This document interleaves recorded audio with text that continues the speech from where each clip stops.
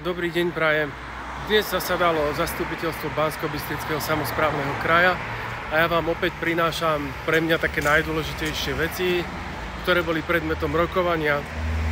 Jednak z majetkových bodov schválili sme zámenu majetku medzi mestom Banská Bystrica a Banskobystrickým samosprávnym krajom tak, aby mohol kraj kolaudovať kaštielik na ulici Hlazovnej, ktorý rekonštruuje, potrebuje mať kvalifikovaný prístup, takže mestské pozemky boli zamenené kraju za iné nehnuteľnosti.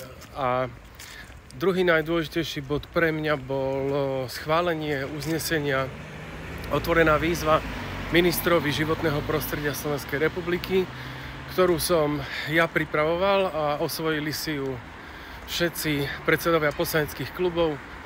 Takže sme schválili otvorenú výzvu ministrovi životného prostredia vo veci predajňanských gudrónov. Vyzývame ho k tomu, aby bezodkladne konal v prípade týchto environmentálnych záťaží, ktoré už 10 ročia vlastne ohrozujú životné prostredie v našom kraji, konkrétne v okrese Brezno. Takže toľko z dnešného zasadnutia. Pozdravujem vás a prajem všetko dobré. Dovidenia.